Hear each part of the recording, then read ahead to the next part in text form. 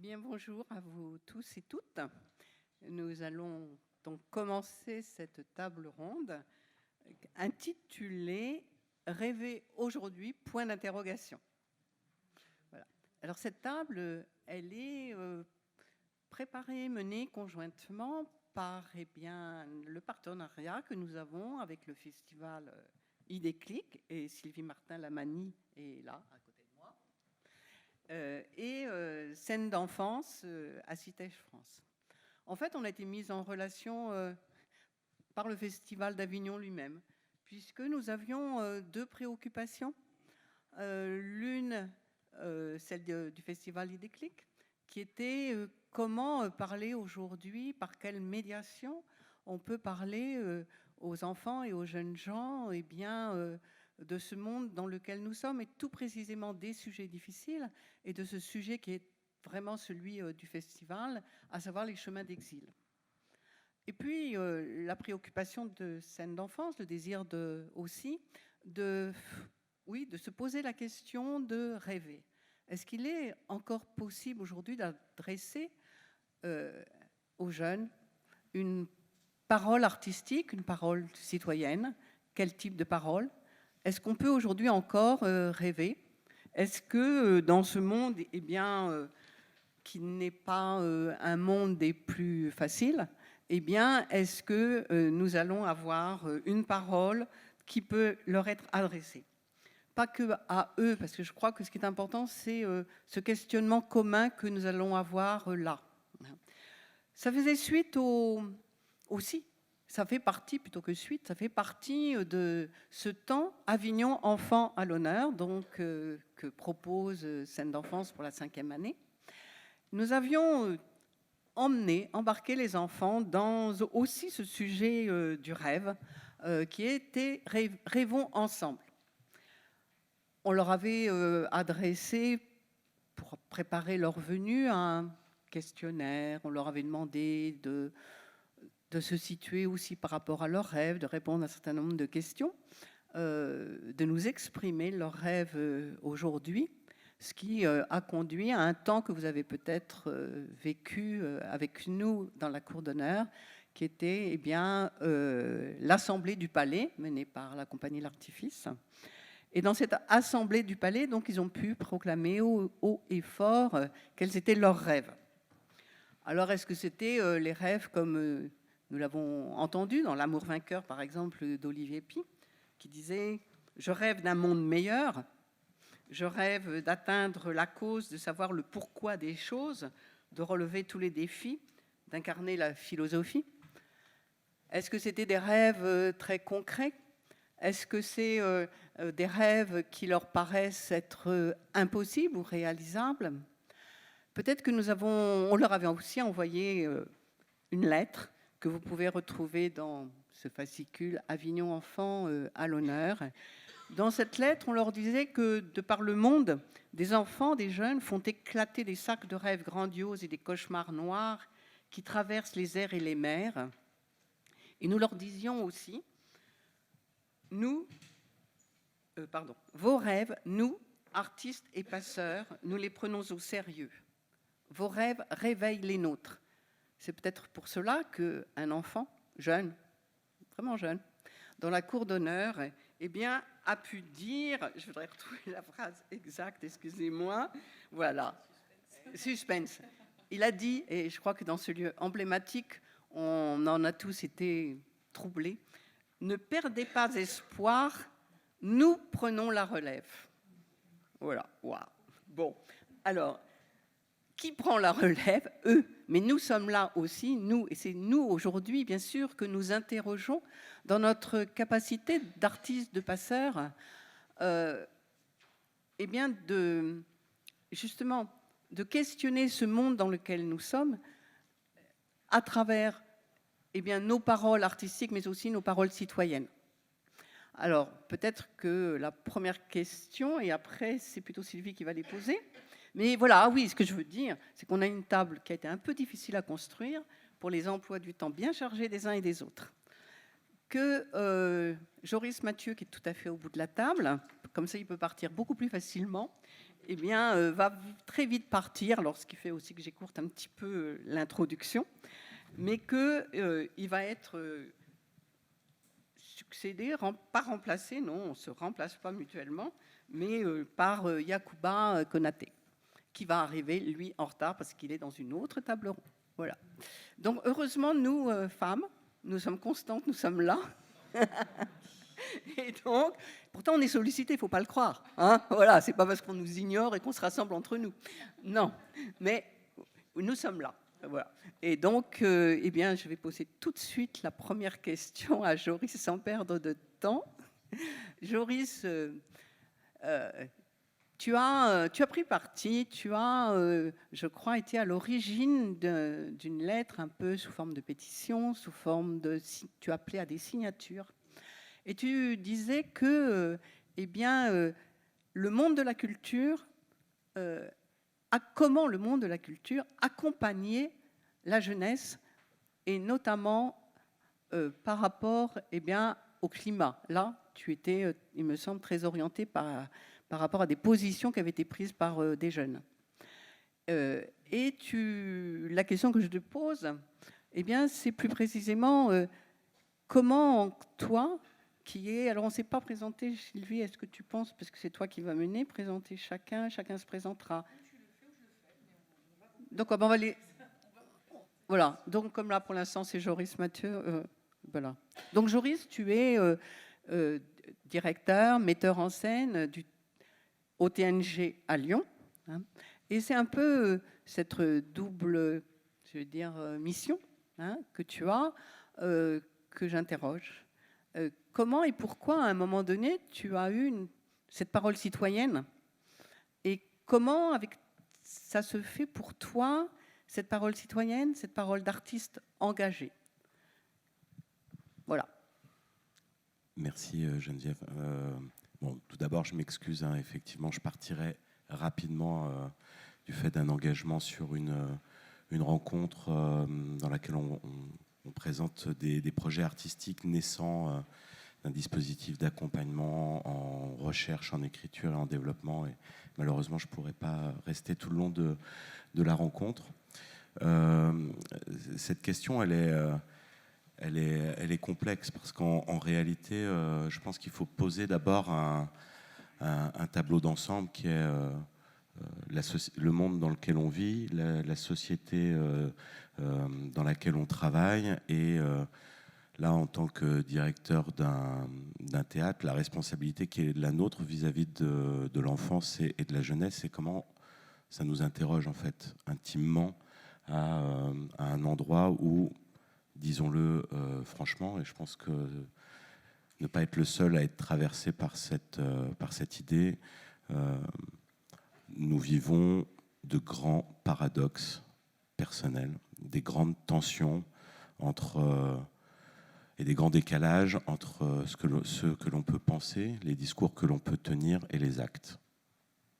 Voilà, donc j'aimerais déjà poser cette situation comme point de départ à l'enjeu pour moi de me saisir de la parole d'un mouvement qui est donc le Youth for Climate, qui est un mouvement international et qui s'est inscrit avec une grande maturité dans une grande lucidité dans cette idée que pour mener un combat pour essayer de transformer notre manière de vivre et nos usages du monde, il allait falloir s'inscrire dans la durée, avec régularité et avec pugnacité. Tout le projet en fait artistique du lieu du Centre dramatique à Lyon est construit autour de trois axes assez fondateurs. Le premier étant les spectacles qui nous permettent d'observer le réel tel qu'il est, c'est-à-dire peut-être des réalités qu'on préfère fuir ou qu'on préfère ne pas regarder, mais auxquelles il faut se confronter collectivement, de manière intergénérationnelle, qu'on s'adresse à des publics individuels adultes, des publics d'enfants ou à des publics familiaux. Le deuxième axe présente plutôt des propositions qui nous confronte à des mondes possibles, donc des formes d'anticipation des mondes dans lesquels nous pourrions vivre. Et il n'y a pas de pouvoir d'anticipation ni de projection sans observation du réel.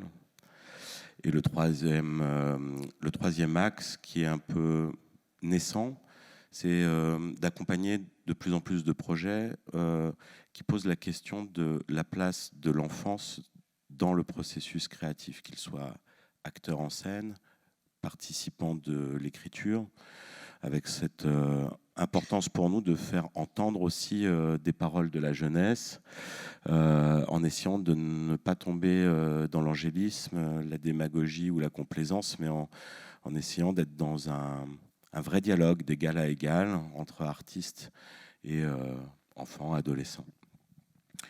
Quand en France a commencé à apparaître un peu plus fortement la parole du mouvement Youth for Climate, à titre personnel, je me suis senti percuté par cette parole et surtout, peut-être comme d'autres parmi vous, comme je le disais tout à l'heure, renvoyé à ma situation d'adulte, étant en responsabilité, conscient et lucide sur l'état du monde, mais finalement ne trouvant pas les ressources pour interrompre une machine qu'on sait dysfonctionnante et que l'on doit pourtant savoir suspendre et arrêter pour penser autrement.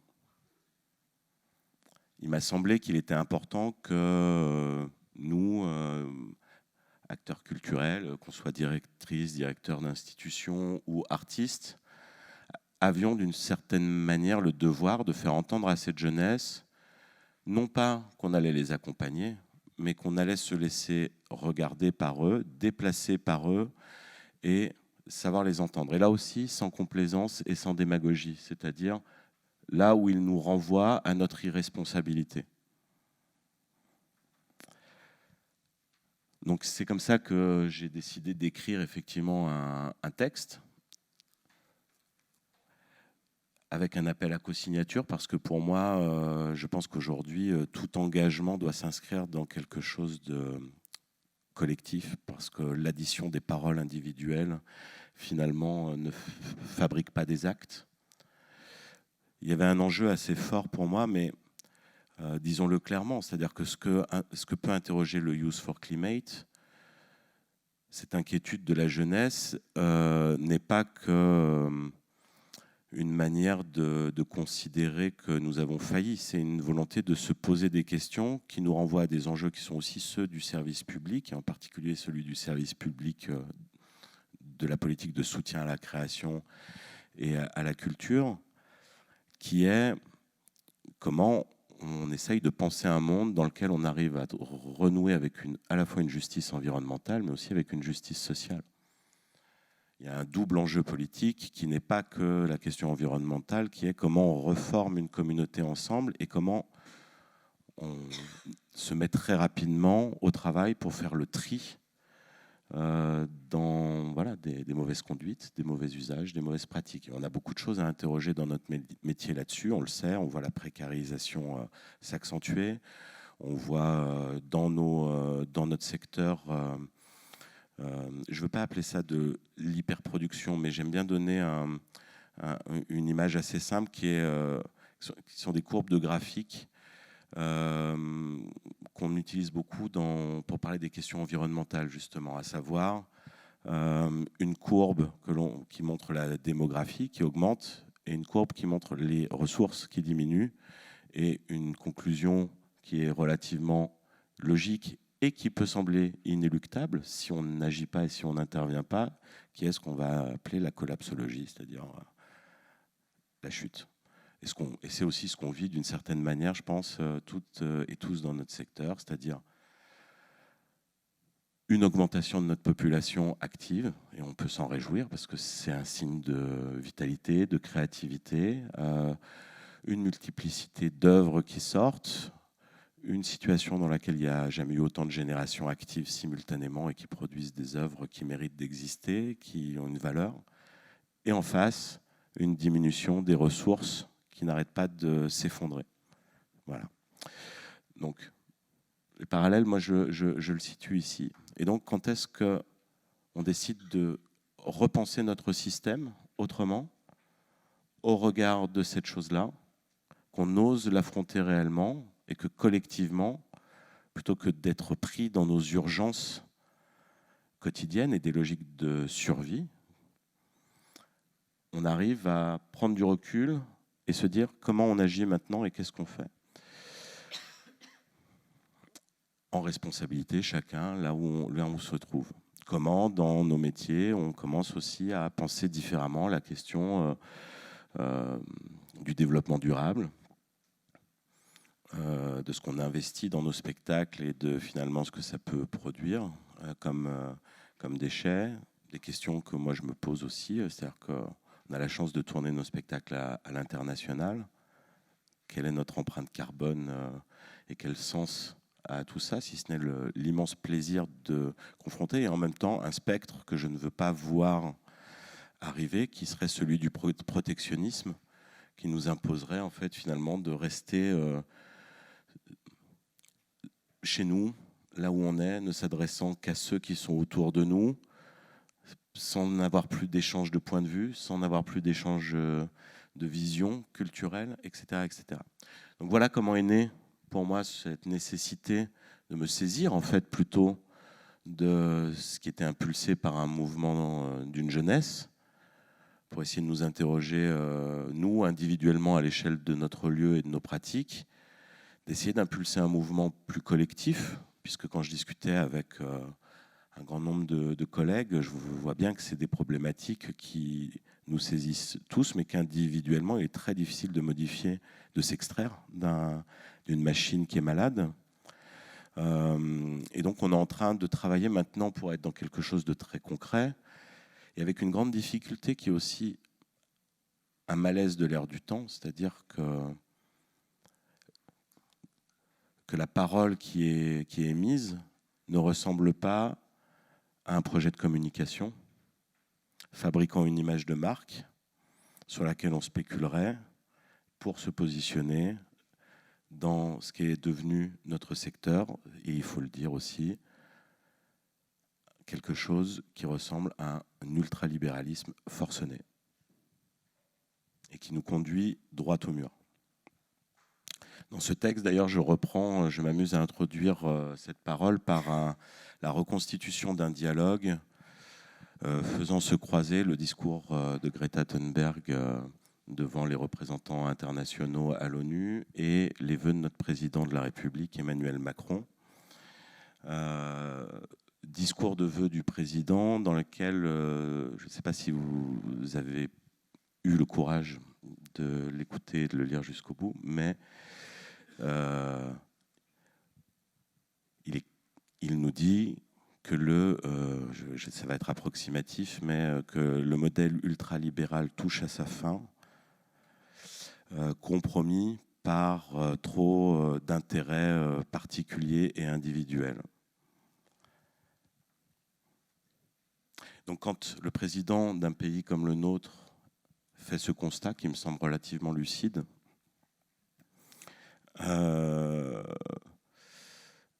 mais ne propose pas d'alternative autre que de ralentir la chute ou le moment où on va se retrouver dans le mur. Je pense qu'il est de notre responsabilité d'avoir, nous, la société civile, une prise de parole et une mise en acte de certaines choses. Parce que si le président le dit, c'est que c'est vrai.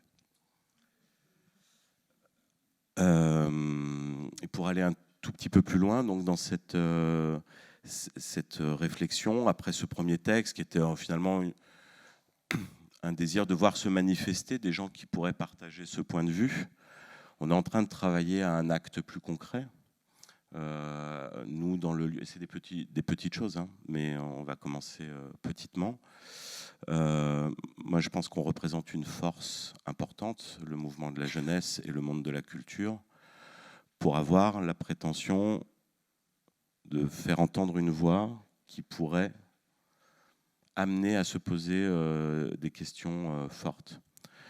Donc on va, nous, organiser au mois de janvier, on est en train de caler la date, on travaille depuis maintenant 6 mois en échange avec les jeunes du Youth for Climate à Lyon, sur l'arrêt de l'activité d'une journée dans notre lieu pour commencer, où toutes les équipes seront libérées, où on invitera d'autres artistes et où ces jeunes passeront la journée avec nous, une journée qu'on co-éditorialise, c'est-à-dire qu'on essaye de concevoir ensemble l'enjeu de cette journée. Pour l'instant, ce qui apparaît, c'est plutôt un désir de justement travailler cette rencontre, qu'ils portent un regard sur nos pratiques, qu'on leur parle de nos métiers, qu'ils nous regardent, qu'ils nous disent ce qu'ils en pensent, que nous on les regarde aussi, qu'on réfléchisse ensemble à quels pourraient être des scénarios alternatifs qui ne nous condamneraient pas à nous résoudre au fait que la seule chose qu'on pourrait désormais faire pour être décroissant dans nos métiers, dans nos pratiques, soit de jouer en lumière du jour à l'extérieur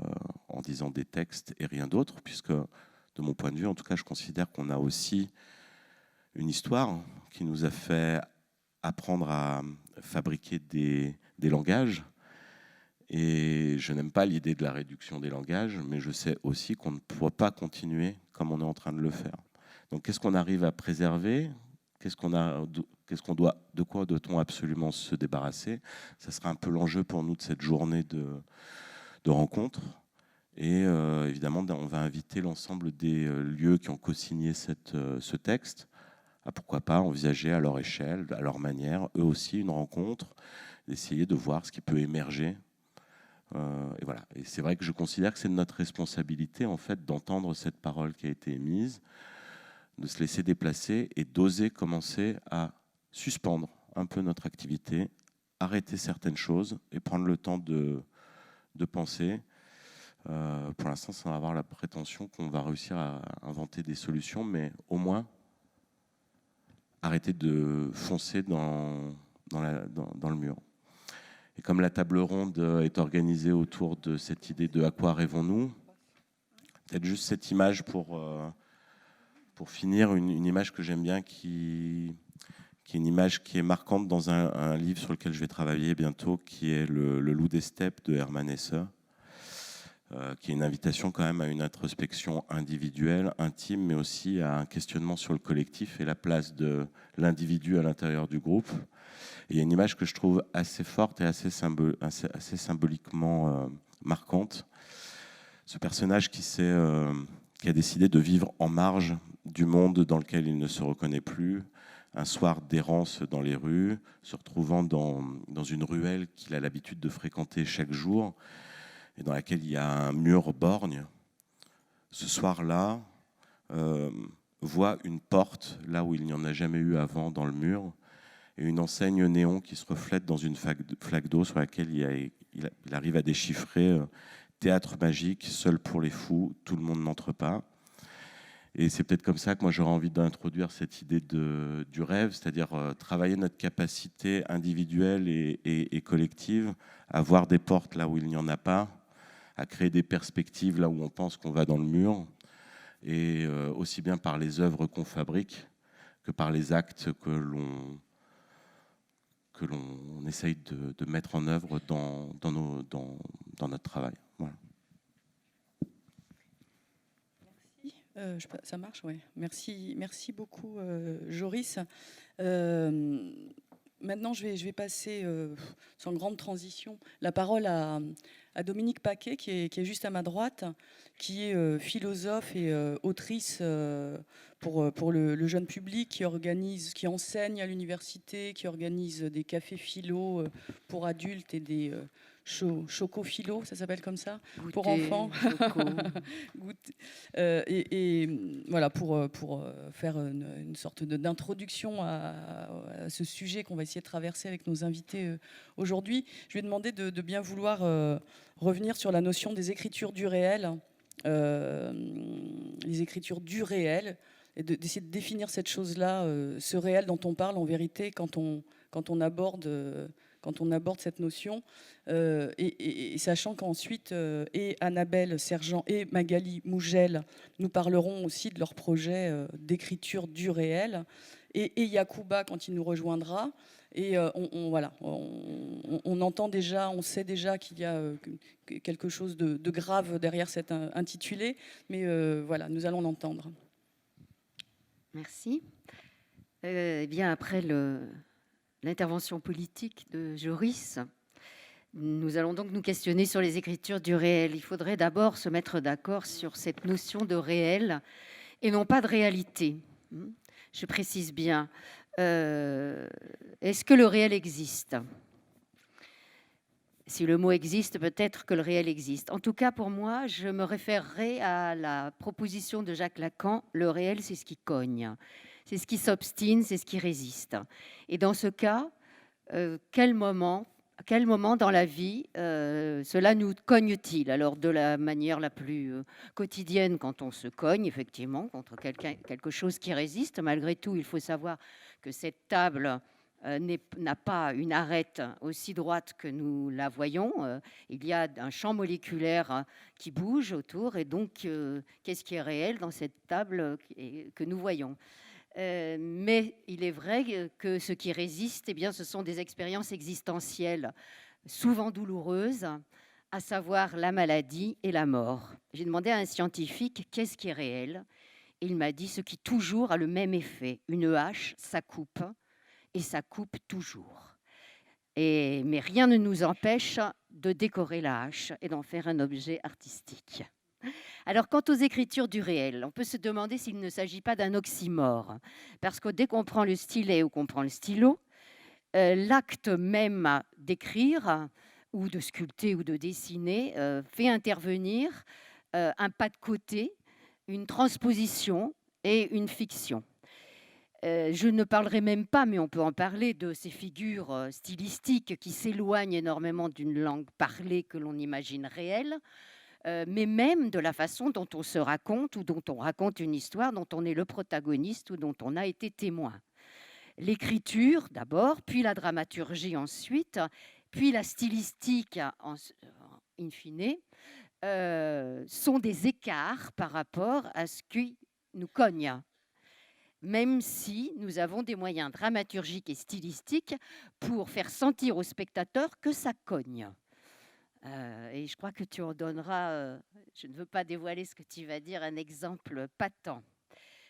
C'est pas sûr que tu le dises, alors, mais ça serait bien qu'on y revienne, mais je ne veux pas déflorer ce que tu as dit tout à l'heure dans la préparation, qui a fait un effet de réel autour de la table assez radical.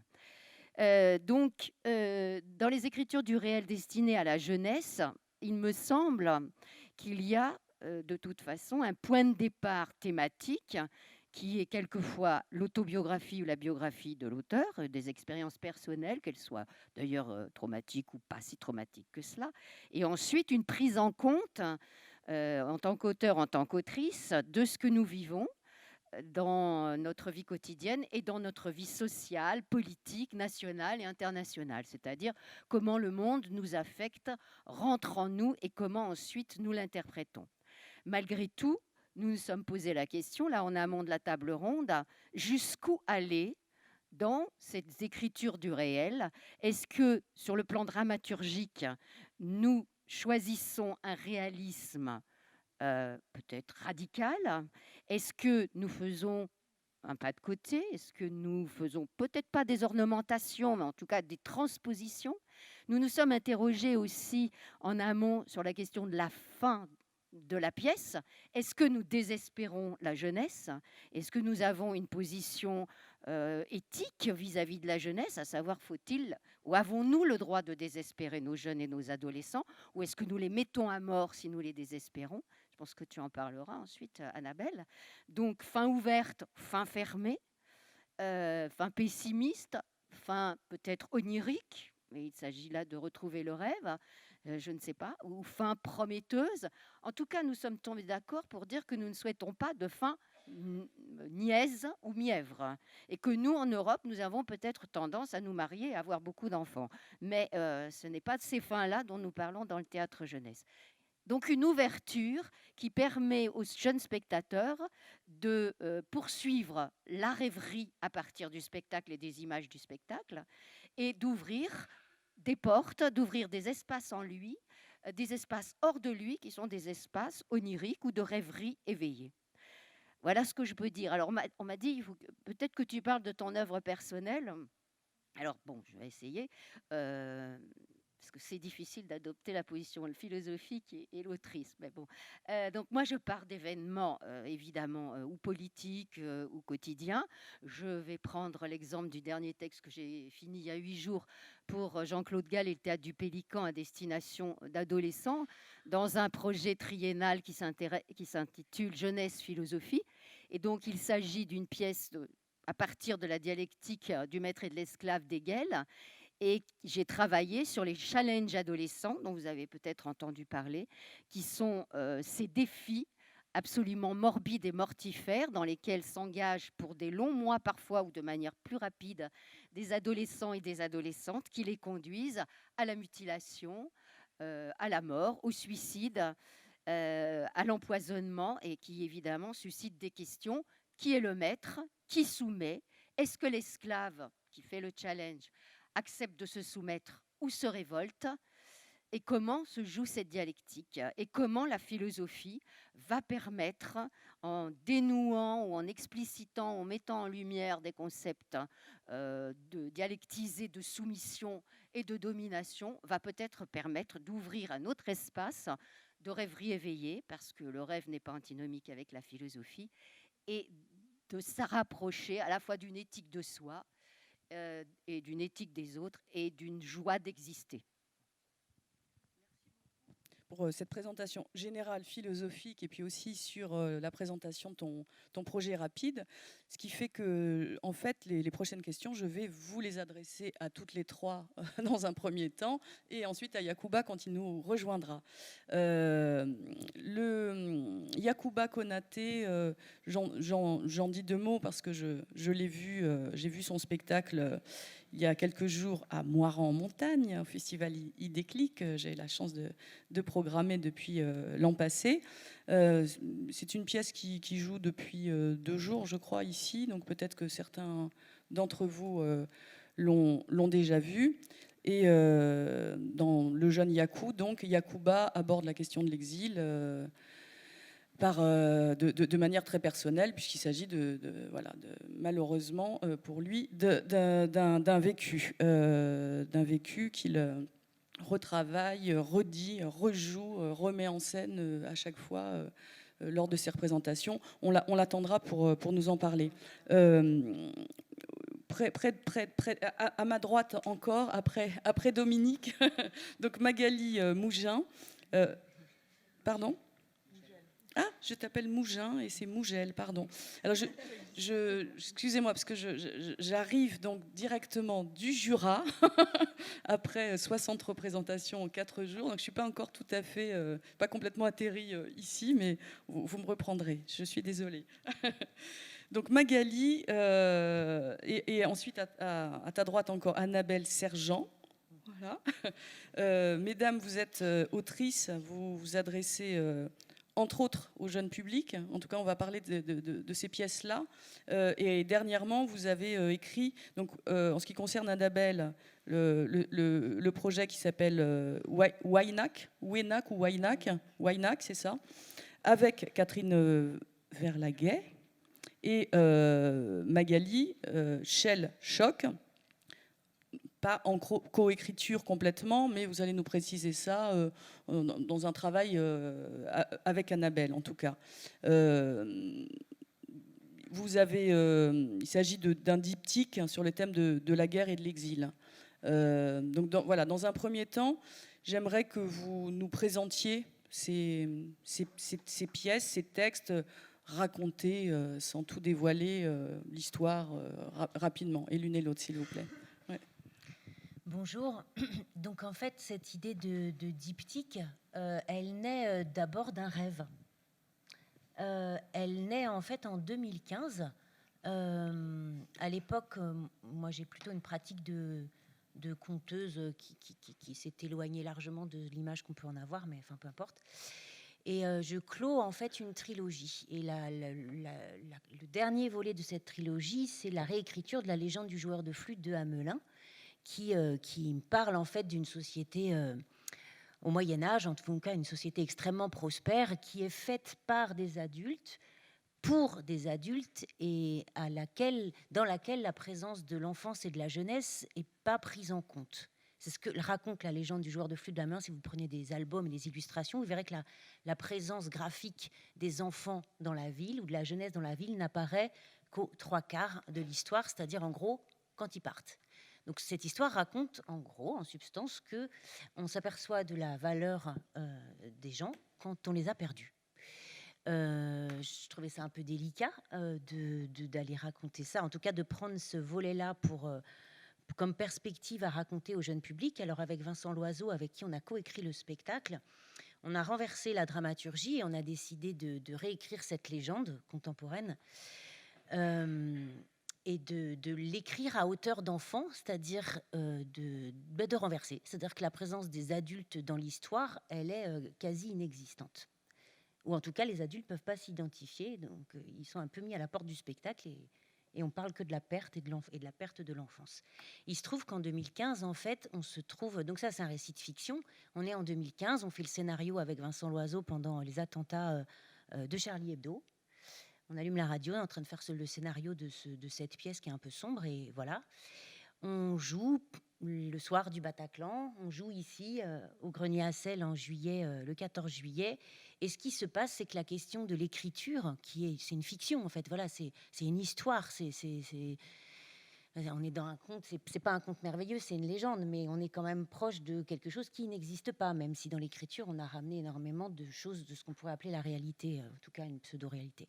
Et qu'en fait, quand on joue, en fonction de l'état du monde extérieur, en tout cas de ce qui se passe en France, l'épaisseur entre ce qui fait métaphore et le réel, ça me nuise, à tel point que le plateau de théâtre se met à trembler lui-même. C'est-à-dire, le 14 juillet, moi, j'ai regardé en boucle, en fait, des images sur mon téléphone de ce qui se passait à Nice. Et le lendemain, on joue ça. Les spectateurs dans la salle, en fait, il se joue quelque chose dans la boîte noire qui tremble. Ça se met à trembler. Et pour le coup, c'est assez vertigineux. Sortant de là, je me dis bon, peut-être que la fiction, elle est nécessaire, mais là, à un moment donné, je ne peux pas poursuivre dans ce champ-là. Il faut ouvrir un autre champ. Ça m'est nécessaire d'ouvrir un autre champ, et ça part d'un rêve.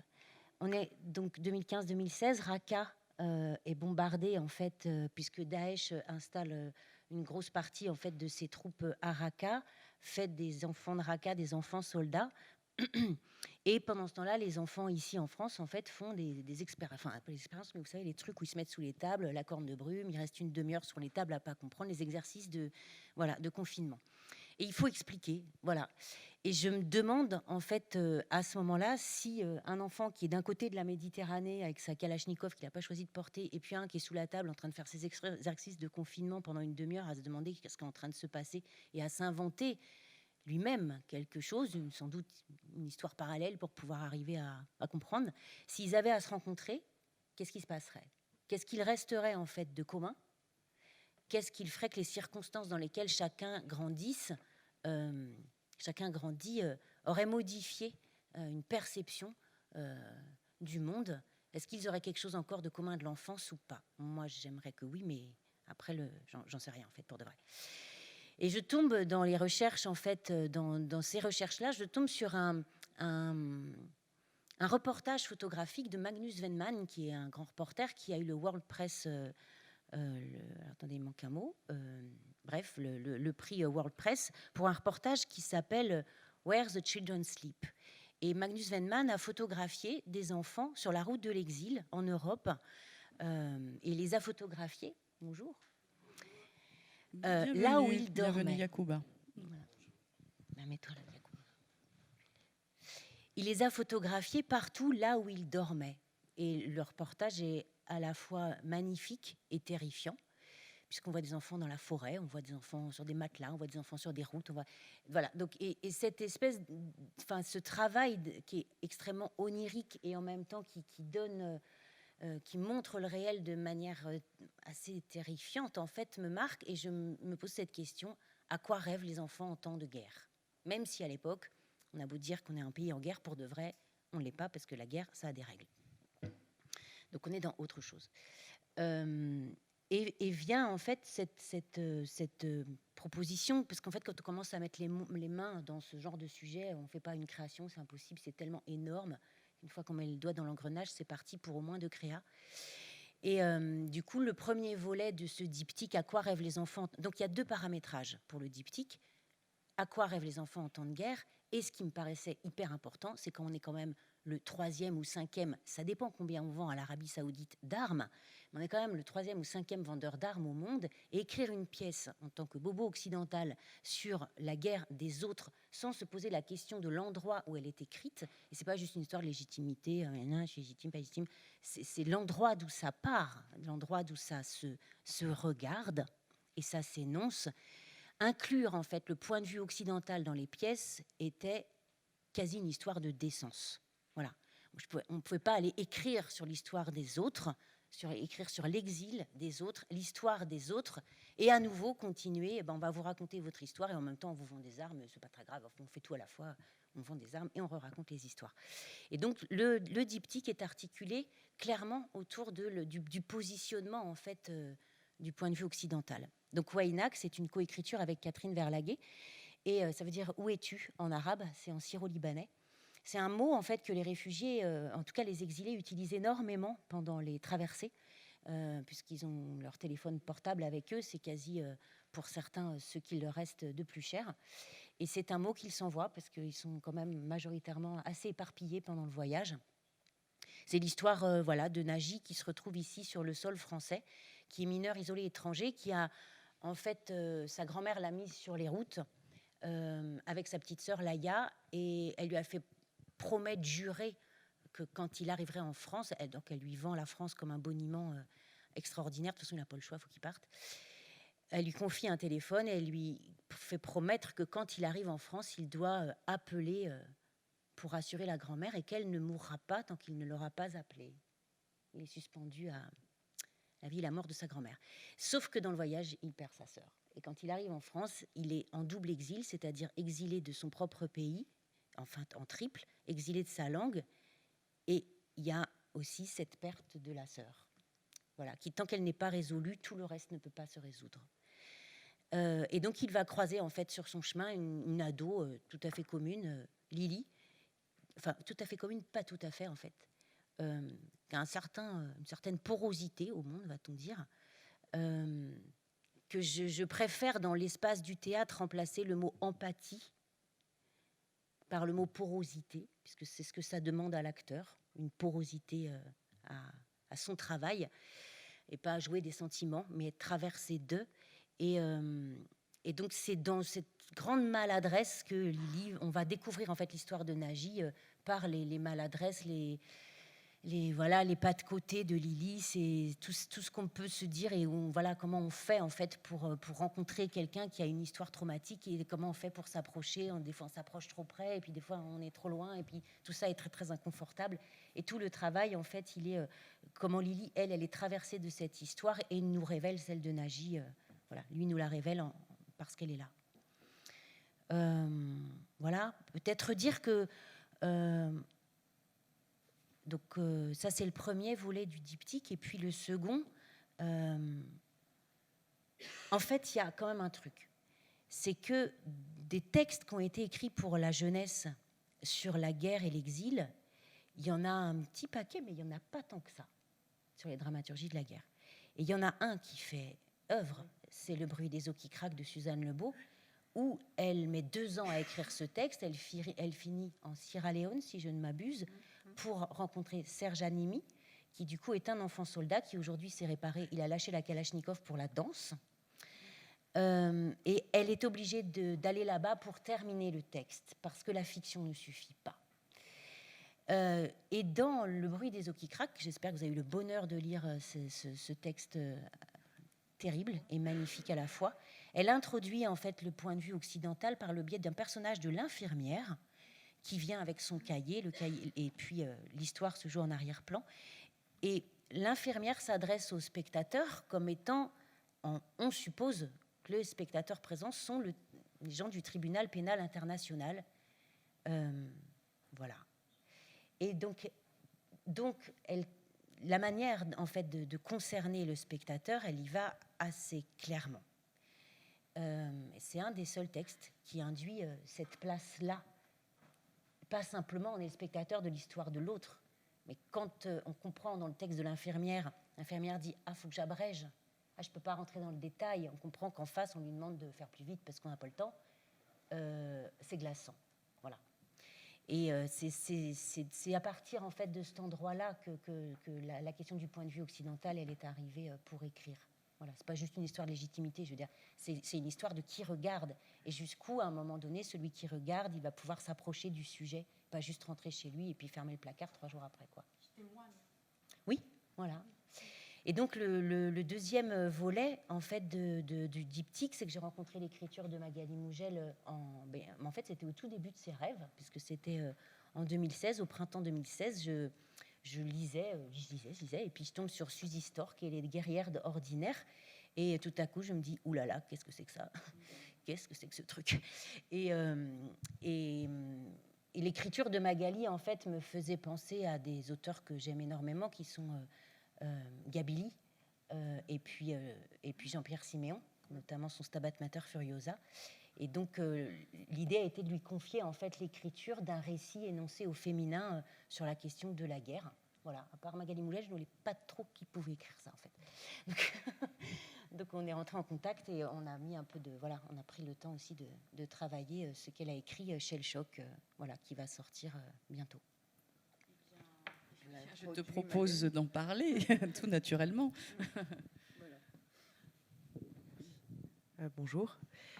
Je vais essayer de ne pas être redondante, mais qu'est-ce que vous voulez savoir?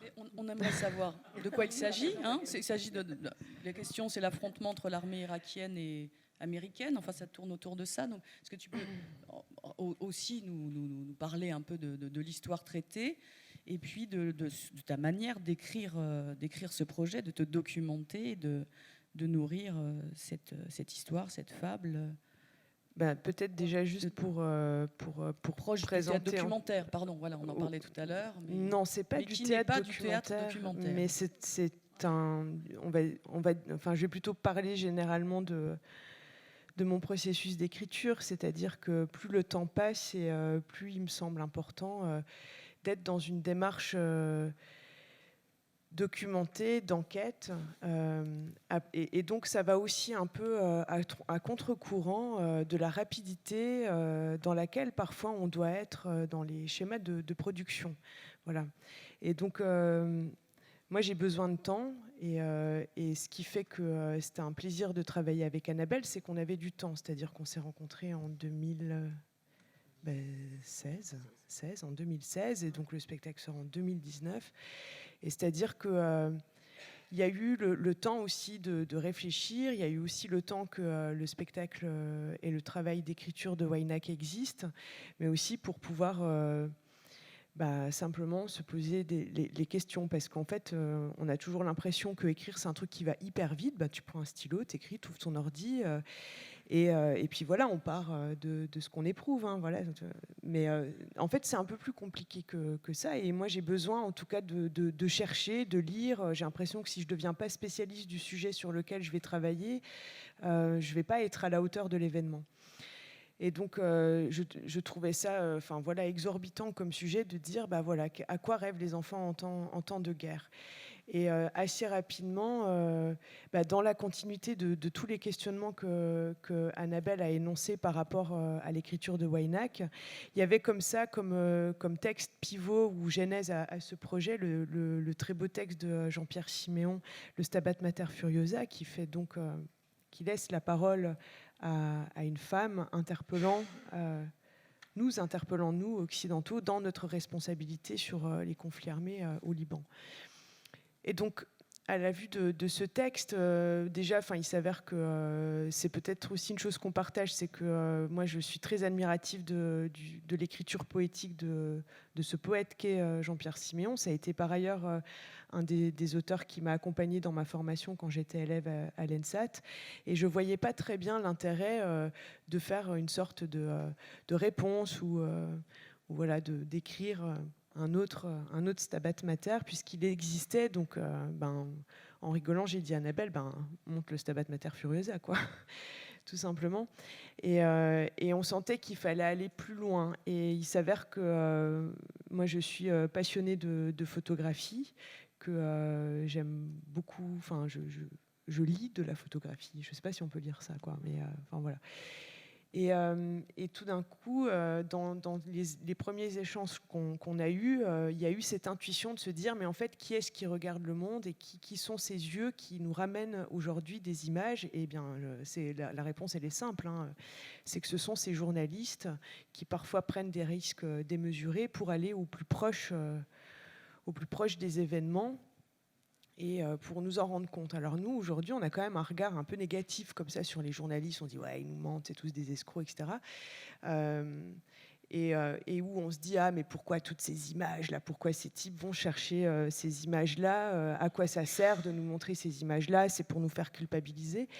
Et en fait, nous, ce qui a commencé à nous intriguer, c'est aussi pourquoi, à un moment donné, des personnes prennent des risques, mais aussi vont à la rencontre d'humanité, d'humains, d'histoire. Et on a vite compris qu'en réalité, ils étaient dans cette pensée qui peut paraître utopique, ou utopiste, je ne sais pas comment on peut dire, si utopique, ou c'est utopique en tout cas de penser ça, que rendre compte de ce qui se passe à 4000 km de nous, si on parle de l'Irak, c'est aussi dans une volonté qu'un jour il y ait la paix dans le monde. Alors ça paraît très bizarre de dire ça comme ça. Mais c'est vraiment une démarche qui est derrière. Et puis aussi, on a très rapidement compris, puisqu'on a rencontré un certain nombre de photoreporters. Et je ne vais pas dire photographes de guerre, parce qu'il s'avère qu'on a aussi, on va le dire, lié des amitiés avec des photographes qui... et c'est là peut-être, moi, la distinction que je ferais en termes de mots, quoi. C'est-à-dire que c'est pas simplement des gens qui vont comme ça prendre des photos. Enfin, faut juste avoir conscience qu'appuyer sur un appareil photo, c'est 10 grammes, quoi. Donc a priori, vous pouvez tous le faire. Par contre, d'essayer d'aller rencontrer des personnes qui vivent effectivement dans des climats qui sont des climats de guerre, sur ce qu'on appelle des théâtres de guerre, peut-être ça prend plus de temps. Et c'est vrai que nous, on s'est intéressé à des photoreporters qui militent pour un journalisme et une investigation au long cours. Voilà. Et qui, par conséquent, choisissent quelque part aussi de raconter des histoires. Et aussi, on a eu la chance de rencontrer des personnes qui ne vont pas que traquer le sensationnel, mais qui choisissent d'emprunter des chemins de traverse pour essayer de rapporter autre chose que toutes ces images, finalement, qui sont balancées sur les écrans, puisque j'invente rien, hein, je veux dire, Annie Lebrun l'a dit très bien dans Du trop de réalité, on est saturé d'images, par contre, il nous manque un certain type d'image. Et aujourd'hui, il y a quand même des gens qui sont à même de rapporter d'autres types d'images. On a Avignon, mais il y a Arles, et par exemple, je vous conseille d'aller voir le très beau travail qu'a fait Philippe Chancel, voilà, par exemple, sur les data zones. Mais enfin, parenthèse faite, ça nous semblait en tout cas pertinent d'aborder cette question par le prisme de la photographie. Et après, la deuxième question qui s'est posée, c'est bien beau de parler de la guerre, mais on parle de quelle guerre ? Parce que même si toutes les guerres, elles ont quelque chose de commun, moi, ça me semblait quand même très curieux de parler de la guerre en général. Et il y a eu une première version comme ça qui parlait de la guerre en général. Et en réalité, cette première version, elle est partie à la poubelle parce que, à part rajouter de l'horreur à l'horreur, ça n'apporte rien du tout. Et je trouvais qu'il y avait une indécence, en tout cas dans mon geste d'écriture, de venir imaginer de la catastrophe sur quelque chose qui est là. Et donc, à un moment donné, on reconvoque aussi ce qui est de l'ordre du réel pour nous, ce qui cogne pour nous. Et donc, je raconte cet exemple que j'ai raconté tout à l'heure. Forcément, on s'est posé cette question, Annabelle et moi, à partir du moment où, enfant, nous avons pris conscience qu'il y avait quelque chose qui dysfonctionne dans le monde. Alors, c'est pas de se dire que le réveil matin n'est pas bien réglé, mais de se dire que finalement, nous n'avons pas tous la même vie et que ce réel exorbitant nous impacte et qui reste, comme le dit très justement Annabelle, stocké, c'est une expression qu'Annabelle utilise beaucoup, stocké dans la rétine. Et ce sont ces images dont on ne sait que faire. Et on pourrait faire l'exercice en fonction des générations. vous avez forcément une image qui vous reste en tête quand vous aviez 6 ans, 7 ans, 8 ans. Je t'avais posé la question, Geneviève, je te souviens à Grenoble quand on était très fatigués. Et voilà, en fait, si on commence à se poser cette question, on va s'apercevoir qu'il y a une image comme ça dont on ne sait pas quoi faire. Alors, moi, je vous raconte c'est quoi mon image, hein, parce que ça a un lien avec ce texte. 89, guerre entre l'Irak et le Koweït. On a accès à un certain nombre d'exactions qui sont commises par le régime de Saddam Hussein déjà à cette époque. Et je vois à la télévision, dans la nuit, parce que je suis quelqu'un qui dort pas beaucoup, mais depuis toujours, je découvre que on peut éplucher la peau des hommes. Voilà. On retrouve aux sorties des prisons de Saddam Hussein des lambeaux de corps, c'est-à-dire à l'image d'une carotte épluchée, on découvre des lambeaux dans les poubelles de Saddam Hussein. Forcément, cette chose-là, on ne sait pas trop quoi en faire. Donc moi, quand j'en parle aux adultes, on me répond « mais c'est une chose que tu as inventée ». Donc on reste avec cette chose en se disant « mais c'est inventé, c'est inventé ». Puis au bout d'un moment, on se dit « mais quand même, j'ai essayé de retrouver cette image ». Et puis, comme je n'arrive pas à remettre la main sur cette image, je finis par croire moi-même que je l'ai inventée. Sauf qu'à force d'être confronté à la... Il faut quand même qu'on ait conscience qu'il y a un verrou symbolique qui a pété dans nos vies. Hein. Et quand on voit ce que les hommes, les femmes sont en capacité de faire subir à d'autres, je prends assez rapidement conscience que le Yémen est un très bon exemple, par exemple. Je prends conscience que peut-être cette image n'est pas totalement fantasmée. Hein, voilà.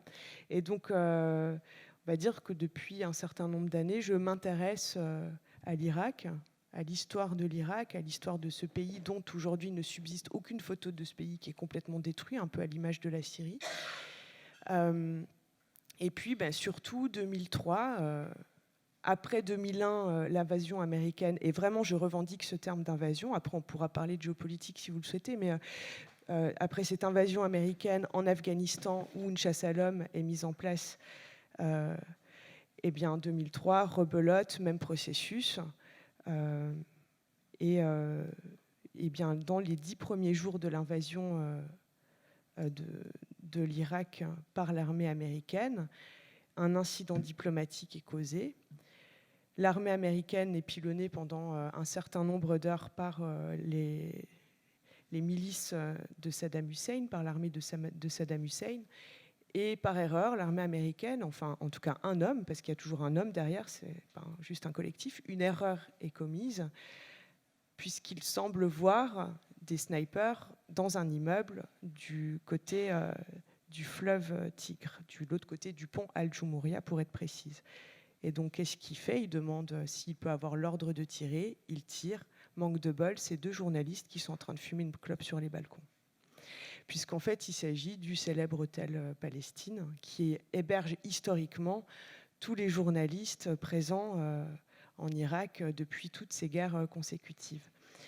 Et donc, je comprends qu'il y a toujours un procès en cours contre les États-Unis d'Amérique. À ce jour, il n'est pas résolu. Et donc, je commence à entrer dans une enquête, à essayer de comprendre ce qui se passe là. Il y a un très bel ouvrage de Jean-Paul Marie qui s'appelle « Sans blessure apparente ». Et puis, je découvre aussi des photos d'un photographe qui s'appelle Patrick Bass, qui aujourd'hui ne couvre plus de conflits armés, mais qui est correspondant pour l'AFP au Liban et qui fait davantage de la photo touristique.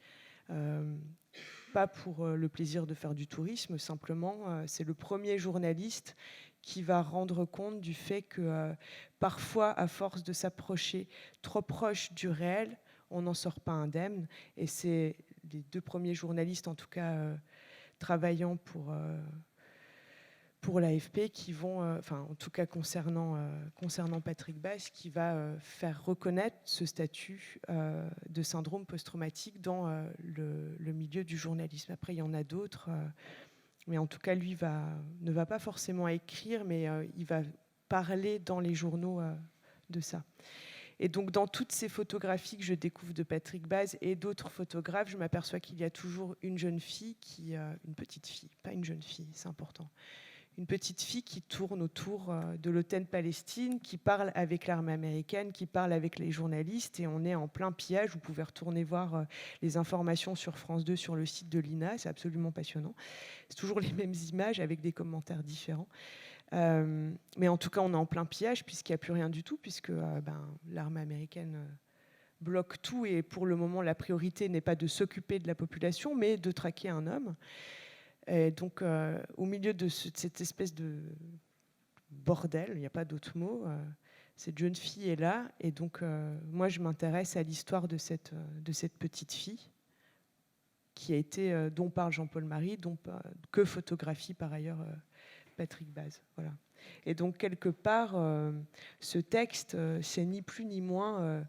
L'histoire, en fait, c'est pas un thriller, donc, je veux dire, je vais rien vous spoiler du tout, hein, puisqu'on n'écrit pas, c'est pas un truc policier, donc on peut parler du fond de cette histoire, mais c'est un texte qui est écrit pour une comédienne, mais qui a une dimension polyphonique, et l'expérience théâtrale qui est proposée, parce que quelque part, on propose toujours une expérience à celui qui vient écouter, c'est qu'est-ce qu'on fait de ces images dont on ne sait que faire, et l'image avec laquelle cette journaliste et cette photographe revient, c'est l'image de cette petite fille qui s'appelle Hayat dans ce texte, Shell Shock, qui meurt sous ses yeux. Voilà. Et donc, qu'est-ce qu'on fait de ces images, et comment aussi on répond à ces patrons, ces rédacteurs en chef qui sont comme ça très, très harcelants pour obtenir au plus vite les photos qui ont été prises. Enfin voilà. Okay. Très rapidement. Merci. Je vais demander maintenant à Yacouba qui nous a rejoints.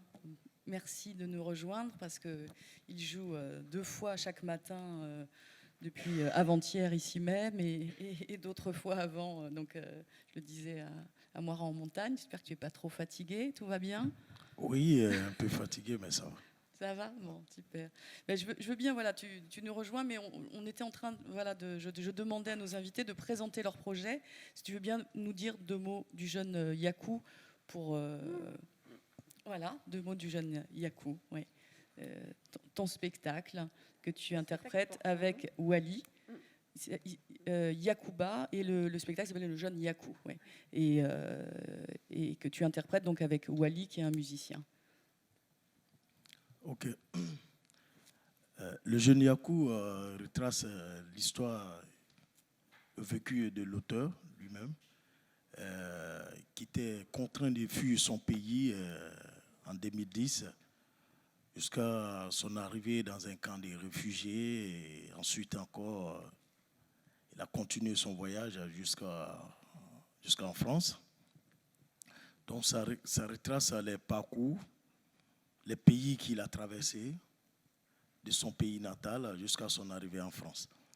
Et l'histoire, c'est son histoire d'exil. On ne peut pas la raconter comme elle a été vécue au fait. C'est-à-dire il y a des parties où il y a eu trop d'atrocités dans les prisons de la Libye, l'esclavage et autres. Et puisque le projet est destiné à un jeune public, on essaie d'atténuer un peu ce côté, je dirais, sauvage un peu, adapter ça au public, quoi, au jeune public. Et chaque paragraphe du spectacle est clôturé ou est bouclé par une chanson qui est en rapport avec le paragraphe.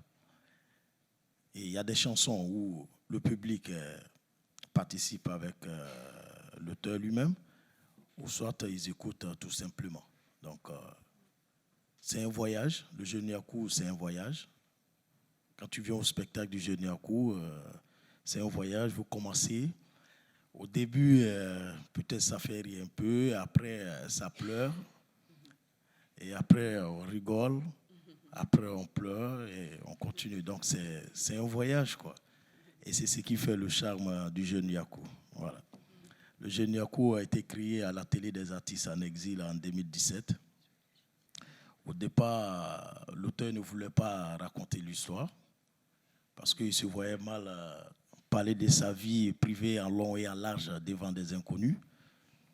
s'est dit non, je ne pouvais pas, mais avec les encouragements de Judith Despaul, comme la nuit porte conseil, il a beaucoup réfléchi la nuit et il s'est dit bon, je vais essayer d'adapter l'histoire à mon public. Et voilà, c'est chose faite et ça tourne un peu. Donc, de 2017, depuis Montreuil à Paris, jusqu'à Il déclic et aujourd'hui à Avignon. Donc, le jeune Yakou, ça tourne. Oui. Et ça va continuer de tourner, effectivement. Alors, on l'a compris, donc c'est l'histoire de ta vie que tu racontes et c'est présenté. C'est dit à la troisième personne, c'est-à-dire que tu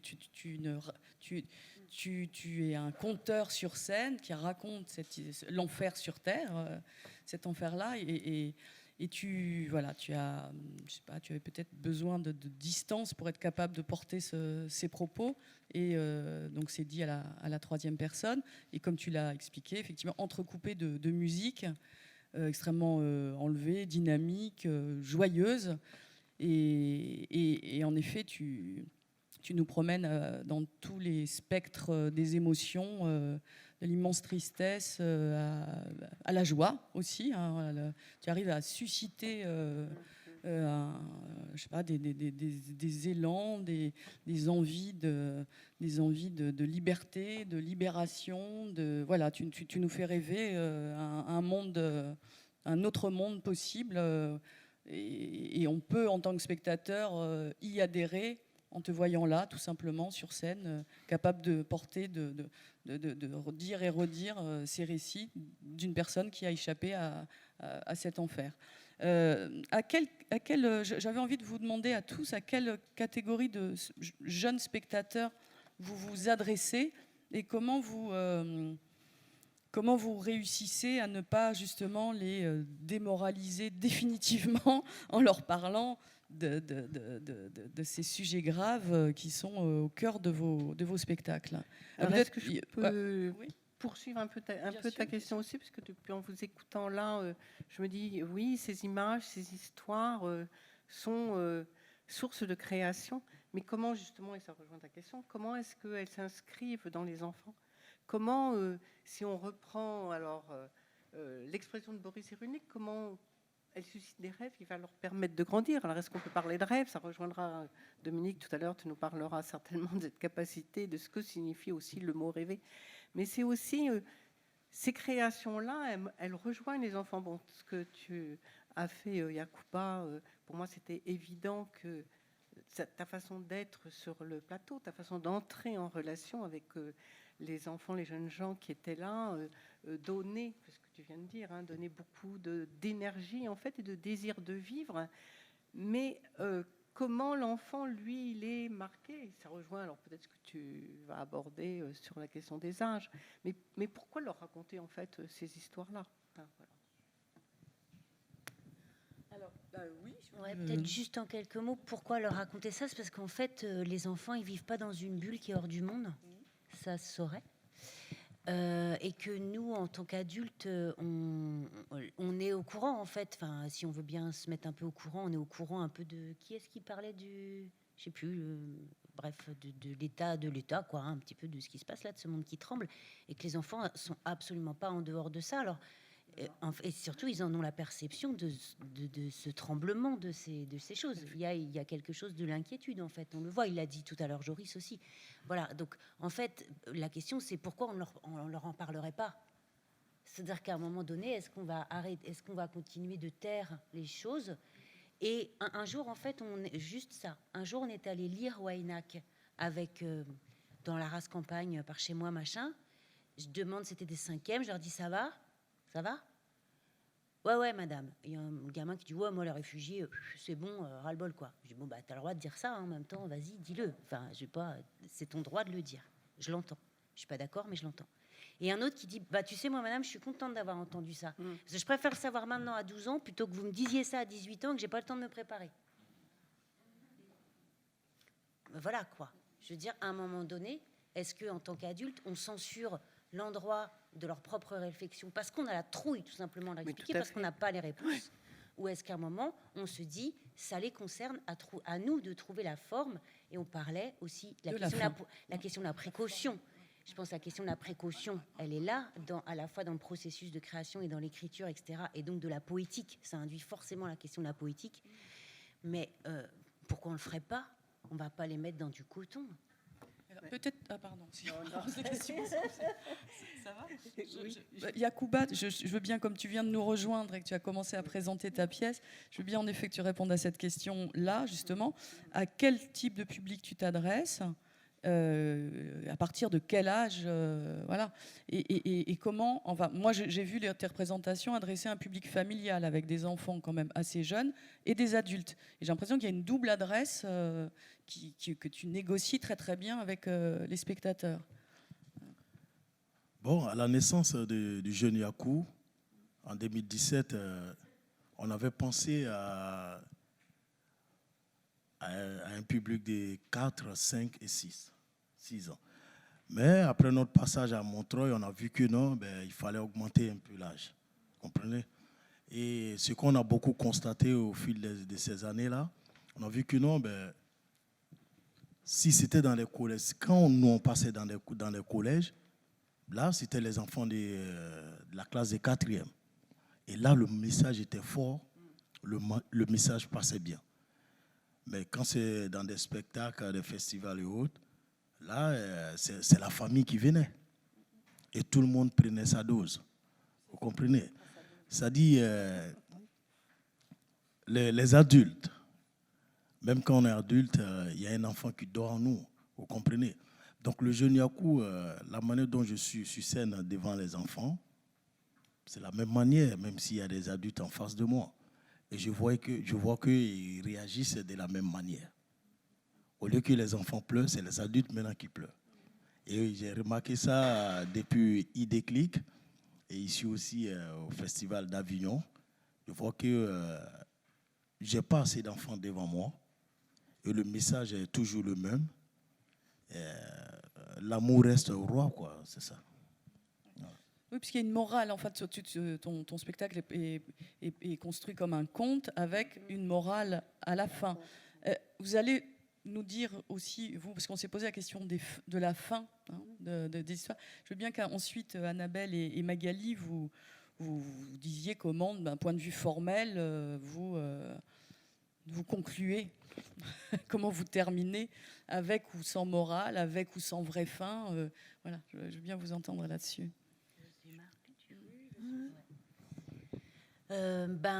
Pour Waynak, en fait, la question de la fin, elle s'est posée très fortement, puisque le processus de création lui-même a induit de mettre les mains dans le cambouis.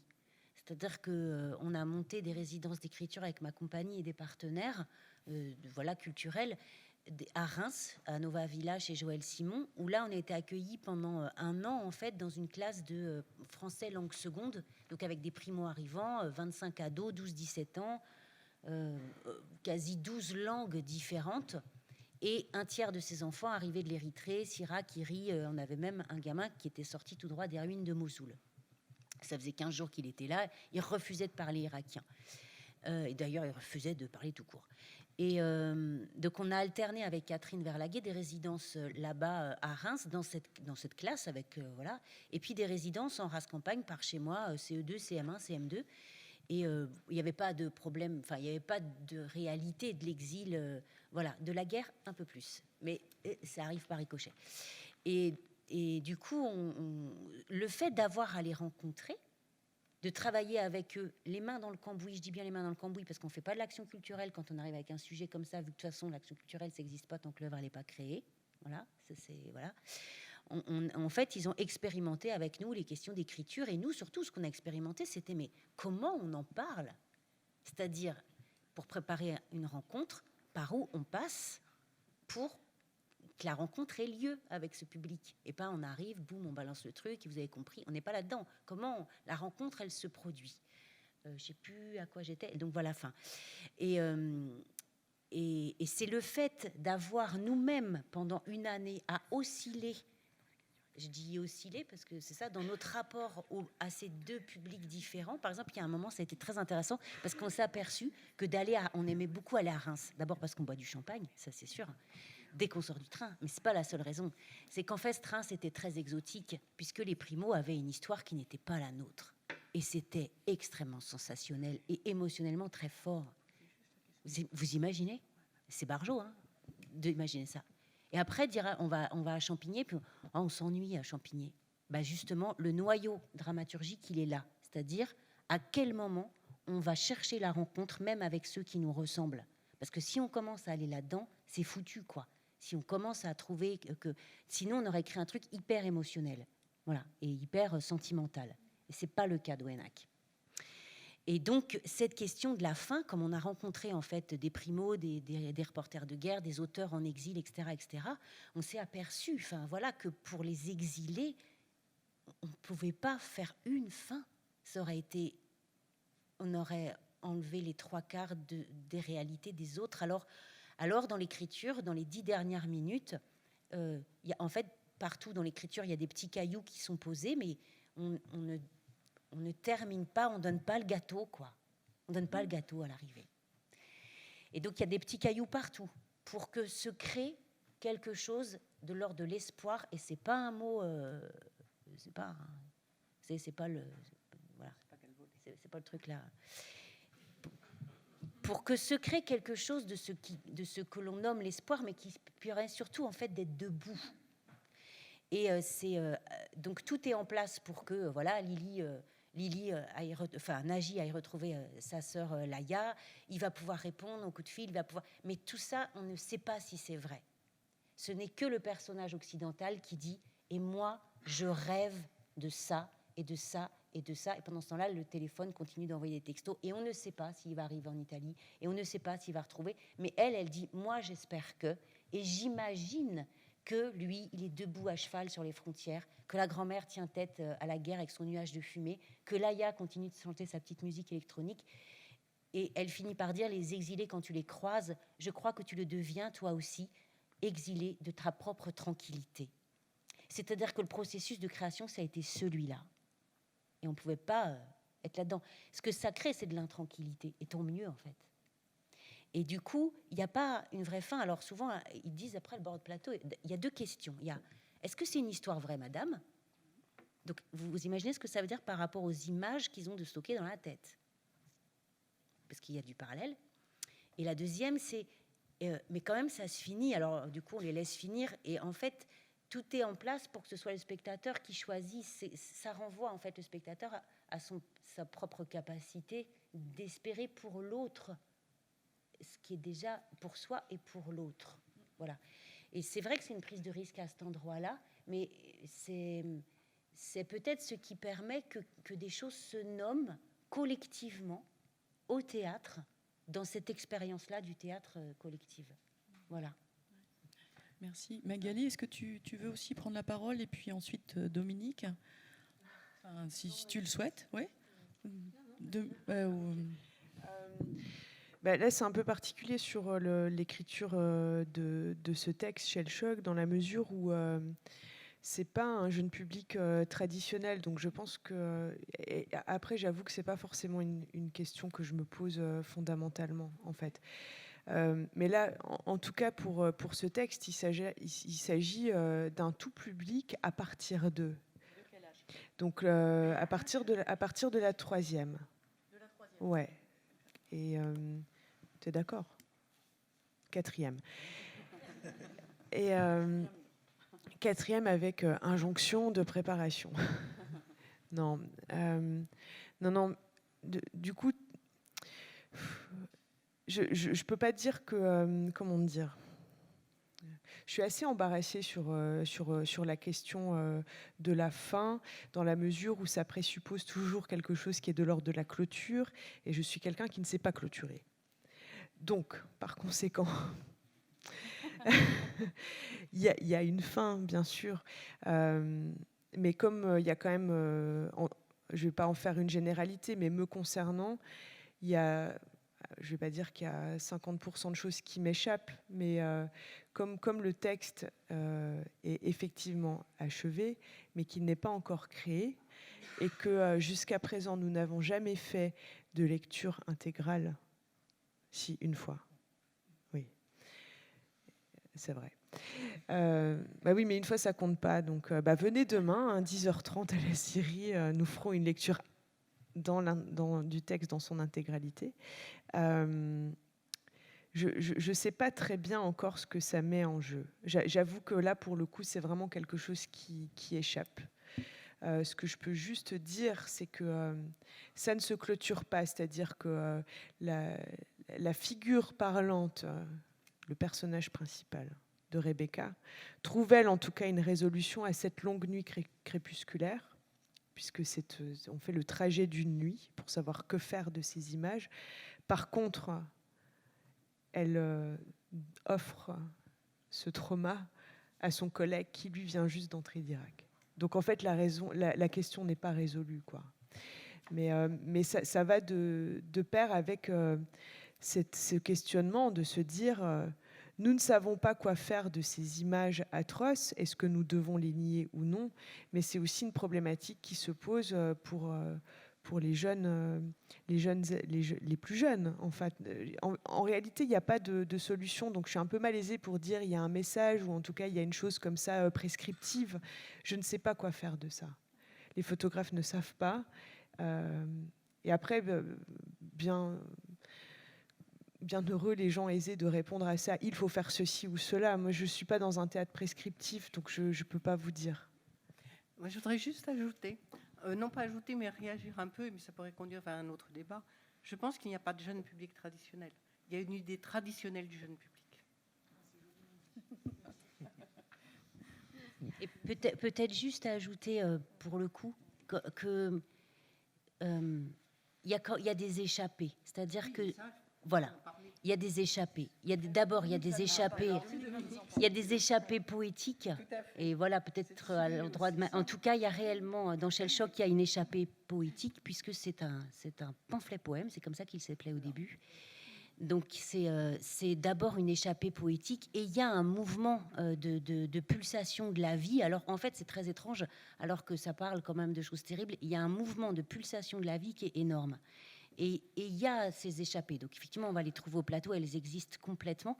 C'est des échappées poétiques. Mais c'est des échappées poétiques avec de la force, quoi. Voilà. Merci. Maintenant, je veux bien effectivement que Dominique nous donne son point de vue sur cette question, peut-être toujours avec des âges, des âges, et puis aussi de la question de comment on fait, comment on dit cet enfer, donc sans démoraliser, et donc éventuellement cette question du récit ou de la fin dont on parlait tout à l'heure. Voilà. Oui, nous avons une responsabilité éthique de ne pas désespérer, j'en ai parlé tout à l'heure. Malgré tout, comme il a été dit, les enfants ont accès à des images traumatiques au travers de toutes les images qu'ils voient, qu'ils manipulent. Ceci dit, je me suis aperçue que la découverte de la Shoah, je crois que c'est en 4e ou 3e, je ne sais plus, peut-être que certains ont l'information plus précisément que moi, est un choc terrible qui d'ailleurs peut provoquer un désespoir, une désespérance continue, comme quelqu'un aussi l'a dit tout à l'heure, découvrir ce que l'homme fait à l'homme ou ce que la femme fait à la femme. En tout cas, avec une autre notion, peut-être que vous jugerez trop religieuse, c'est la découverte du mal. Donc cette découverte-là, elle peut être antérieure à la représentation, mais il me semble qu'il faut se garder de représenter d'autres traumatismes qui vont s'ajouter à des images traumatiques précédentes.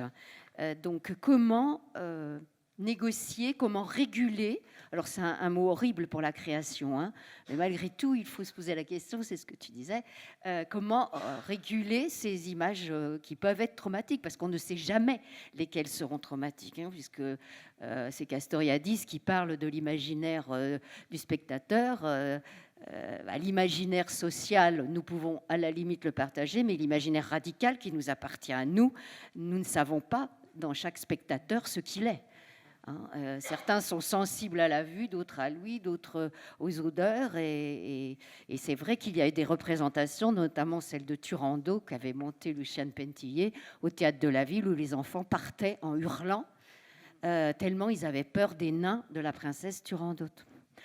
Donc on ne sait pas ce que l'on fabrique et il faut être vraiment négocié, et c'est aussi un mot moche, mais je dirais plutôt régulé, parce que quand même dans la régulation, je trouve qu'il y a quelque chose d'esthétique avec ces images, avec la représentation et avec l'écriture.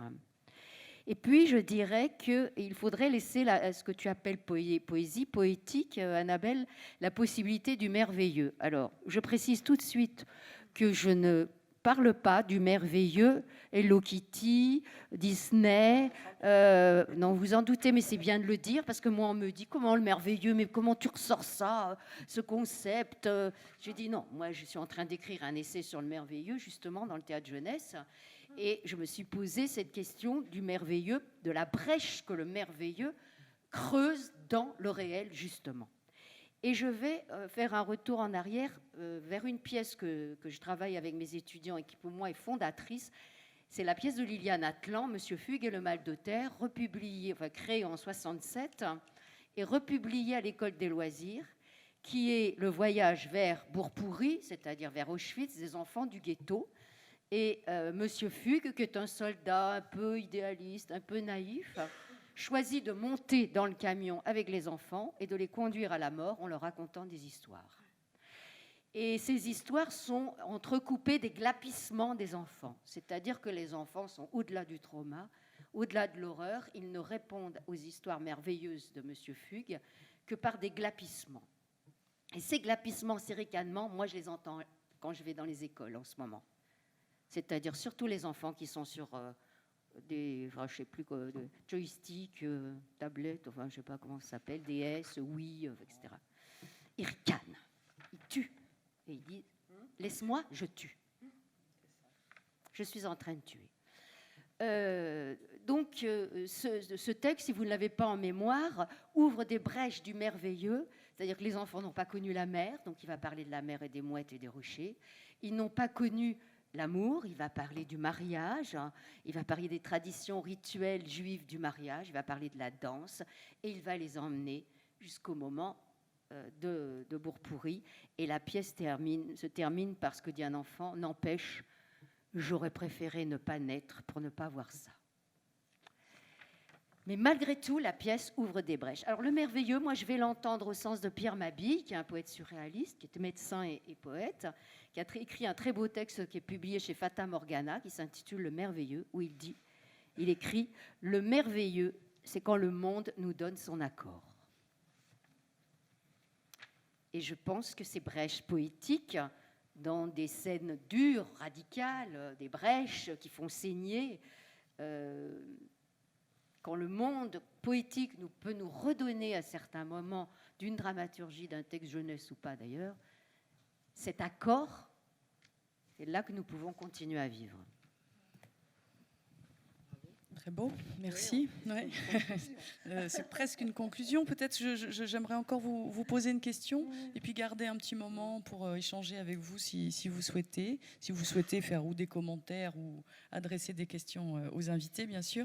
On pourrait parler encore des heures, mais on n'a pas le temps parce qu'on doit rendre la salle à 18h.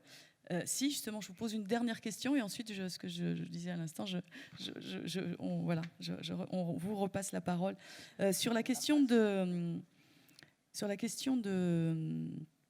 la représentation, enfin, de ce que vous imaginez sur scène en termes de mise en scène, de décor, de scénographie, il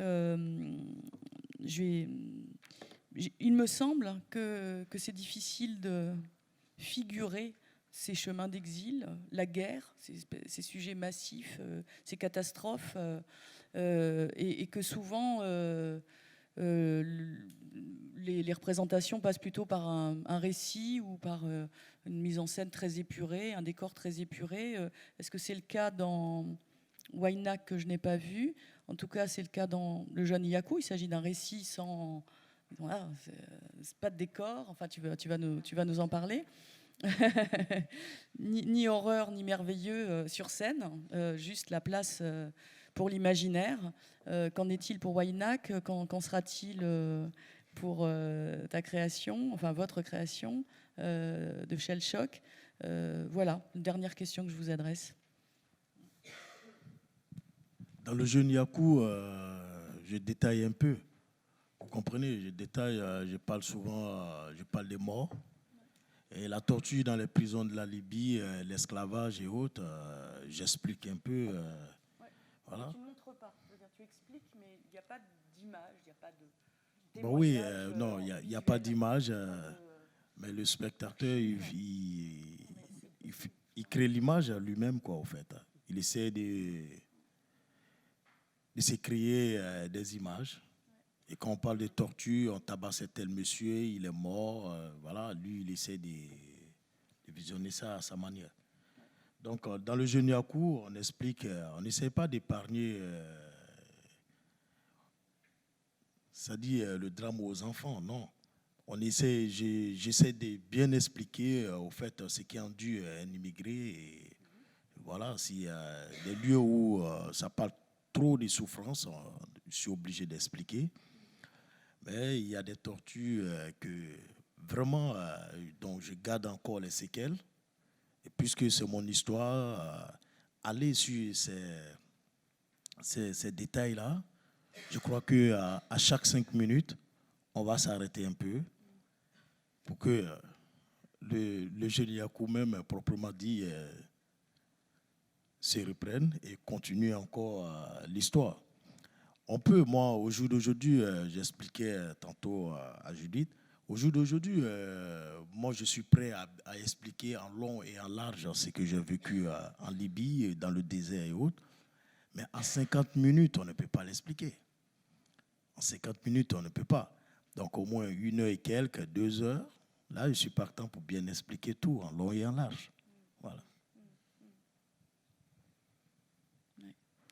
Merci. Oui, Annabelle, la question de la mise en scène. La représentation. Et de la représentation. Ben justement, on tape sur la question de la représentation. C'est-à-dire, voilà. D'abord, c'est lié, on va dire, aux esthétiques aussi de mes travaux précédents. Même si les sujets, c'est des écritures, comme on a dit, du réel, il y a quand même une esthétique. En tout cas, il y a surtout une esthétique, c'est pas le problème. Il y a un rapport au plateau. Il y a un dialogue avec ce qu'est le plateau. Waynak, en fait, j'avais lu un bouquin de Marguerite Duras qui parle des lieux de la mémoire.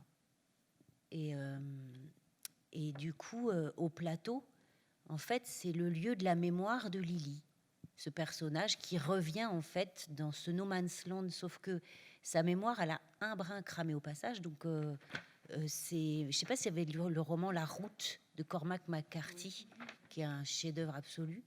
C'est un pays un peu post-apocalyptique, tout ça. C'est un roman à lire, faut lire en plein été, en plein soleil. Vous compensez grave comme ça, faut pas lire ça la nuit. Et du coup, en fait, bon, lisez-le, c'est absolument prodigieux. Et il y a un moment, le père et son fils sont avec leur caddie.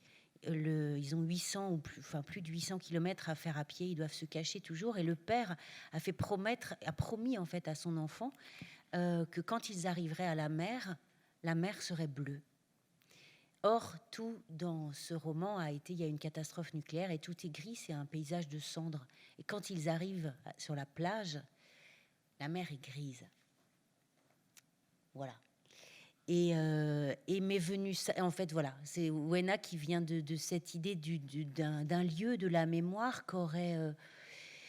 voilà, qui serait pas très dépoussiéré, et puis de cette idée-là, de ce paysage de bord de mer qui relie 2 mondes, mais qui n'est pas un paysage réaliste, en fait.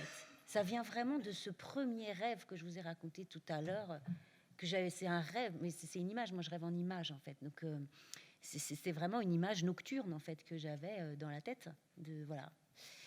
Et puis, sur Shell Shock, en fait, très vite, et le texte que Magali a écrit et qui est très, très beau, je tiens à le dire, c'est un texte, en fait, d'abord, c'est un texte qui est complètement barjot, et c'est un texte à jouer, et c'est un texte de diffraction, c'est-à-dire que ce qui est en jeu, c'est la superposition des images. Et comme le texte contient une force poétique énorme, on n'a absolument pas besoin de projeter. D'abord, aucune image ne représenterait l'ensemble des autres. Mais il y a un élément qui permet de peut-être, voilà. Par contre, il faudra venir voir le spectacle pour voir ça. Parce que ça, je ne vais pas le spoiler. Et donc, on va travailler, en fait, moi j'ai un rapport extrêmement abstrait au plateau, puisque je crois très fort à la force des mots, donc j'ai pas besoin qu'ils existent, qu'ils soient matérialisés. Par contre, on va travailler avec des boîtes photographiques, un système de scénographe avec, vous savez, les boîtes, enfin ce qu'on appelle les chambres de lumière, avec lesquelles les photographes créent ces flashs qu'on se prend en pleine tête, puis boum, on a la persistance rétinienne, la fameuse derrière, et puis ben voilà, les stockages de l'image, en tout cas, voilà. Donc on va travailler dans cette abstraction-là au plateau, mais en fait, on a souvent un peu, on se dit, oh là là, pas figuratif, tout ça, mais l'imaginaire du spectateur, il galope et on n'a pas besoin de lui... En fait, il faut trouver le juste équilibre entre la langue qui est écrite et puis l'espace vide, la 3D, qui elle aussi convoque... En fait, entre ce que la langue, elle convoque d'imaginaire et ce que le plateau poursuit et ramène d'imaginaire ou de réel, et comment la bascule de l'un et de l'autre. Parce que au final, ce qui est important, c'est que ce soit le spectateur qui déroule son fil, quoi. De comment on coupe pas le fil quand on passe de la langue au plateau. Ça, c'est vraiment la question qui traverse le travail. Voilà. Est-ce que Dominique, tu voudrais aussi dire un mot sur ce sujet? Est-ce que alors vous auriez des questions ou remarques, enfin envie de parler, quoi? Et on passera un micro, bien sûr, si quelqu'un souhaite prendre la parole.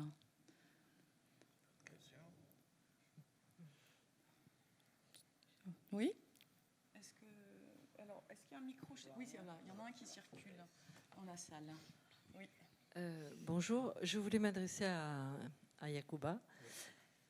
C'était juste une petite question, parce que je trouve que dans le processus, c'est important de parler de ta traversée jusqu'à la Libye, puis ton arrivée en Tunisie, du moment où tu deviens musicien et que tu peux avoir des papiers, etc., pour peut-être poursuivre ta route, et que tu fais le choix de revenir en Libye et dans le camp dans lequel tu étais. Et à partir de ce moment-là, comment tout s'effondre. Et parler justement, parce que quelqu'un d'autre aurait peut-être continué sa route. Et je trouve que ce moment-là est extrêmement important dans la façon dont après tu es arrivé en France, et pourquoi tu as fait ce choix-là, et ce que tu as vécu justement en Libye après ce moment-là. La question, c'est une bonne question. Parce que déjà, pour ceux qui m'ont connu un peu, les réfugiés qui n'ont pas eu de pays d'accueil, ils étaient en Tunisie, qui m'ont connu quand j'avais quitté le camp de Choucha.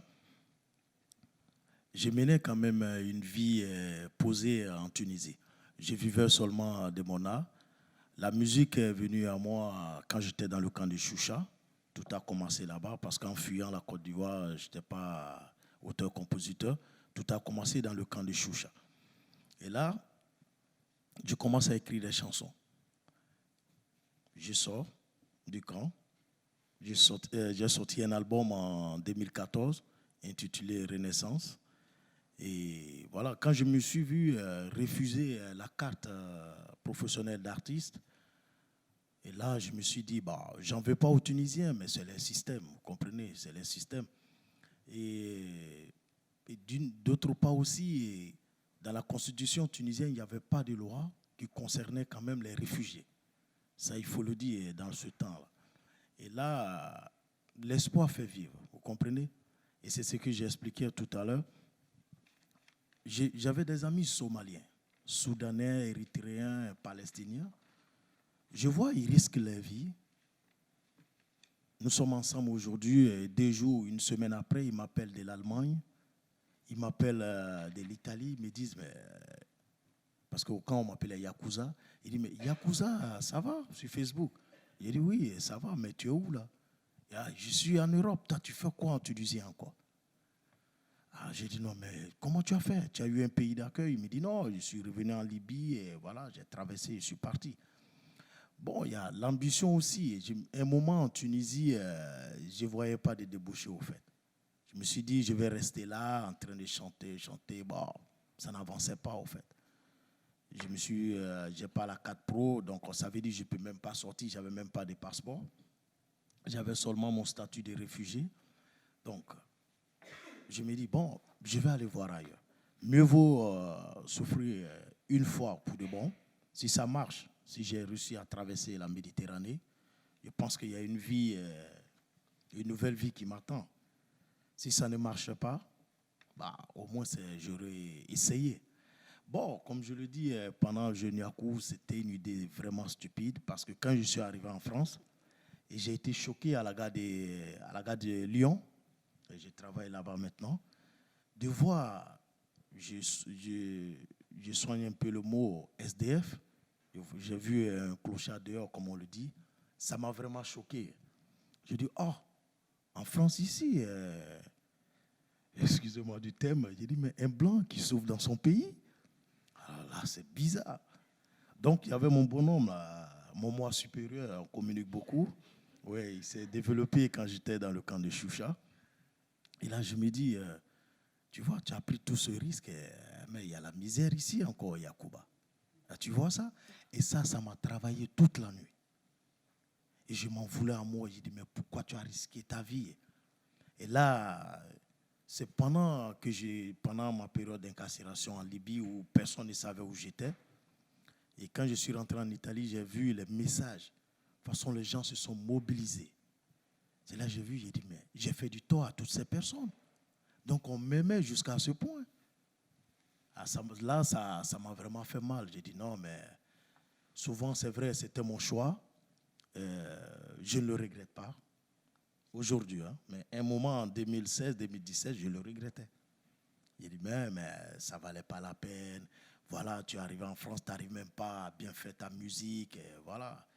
Et il y a la souffrance un peu partout, des gens qui dorment dans les métros, dans les gares. J'ai dit, waouh, Yacouba, il fallait rester en Tunisie. Et moi, j'étais encore dans ma bulle, je rêvais toujours.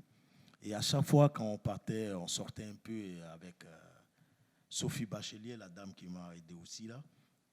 Elle, je lui disais à chaque fois, j'ai dit, Sophie, parce que je ne réalisais pas que j'étais vraiment en France. Pour moi, j'étais encore dans les entrailles de la Libye. Donc je lui disais à chaque fois, Sophie, je suis vraiment en France. Et elle me dit, oui, Yacouba, tu es vraiment en France. Et là, elle me pinçait un peu, je m'excuse. Elle me pinçait bien. Elle dit, non, tu es vraiment en France. Arrête de... Réveille-toi, Yacouba. Réveille-toi, Yacouba. Et un moment, il a fallu qu'à chaque fois, elle puisse me dire ça pour que je puisse réaliser que j'étais vraiment en France. Parce que tellement j'avais reçu des coups, vraiment, c'était vraiment un grand choc pour moi. Et là, je ne sais pas si je m'éloigne de la réponse. Je suis toujours dedans, dans le fil. C'est bon? Ok, donc voilà. Et sincèrement dit, au jour d'aujourd'hui, si c'était à refaire, par rapport à la vie que je mène aujourd'hui, ouais, j'allais refaire. Si c'était à refaire. Mais je suis très content de la vie que je mène aujourd'hui. Et voilà, donc je me dis, je donne une importance au risque que j'ai pris vraiment pour retourner en Libye, sachant, je savais très bien ce qui m'attendait en Libye. Mais l'esclavage et la torture, je n'avais pas pensé à ça. Mais je me suis dit, ben voilà, sans doute, le soi-disant ancien combattant, il va bouffer mon argent. Et je serais obligé encore d'appeler des personnes pour m'envoyer un peu d'argent pour pouvoir tenter ma chance. Mais moi, j'avais pensé à tout, sauf aux tortures dans les prisons et les séries de prisons que j'ai dû gérer et après me retrouver dans un truc d'esclavage au XXIe siècle. Je n'avais pas pensé à ça. Parce qu'arrivé un moment, je n'avais plus de dignité au fait. Et c'est l'espoir qui m'a permis de rester en vie. Je me suis accroché à ça.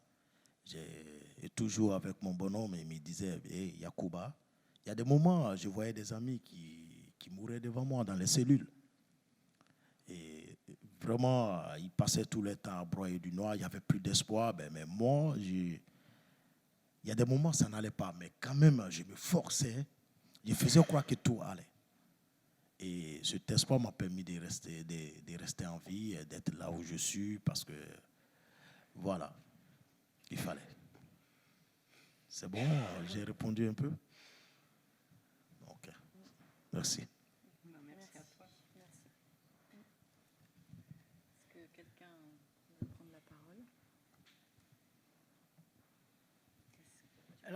Non, ça aurait pu être une question que nous pourrions nous poser à tous et que je pourrais te poser, Sylvie aussi.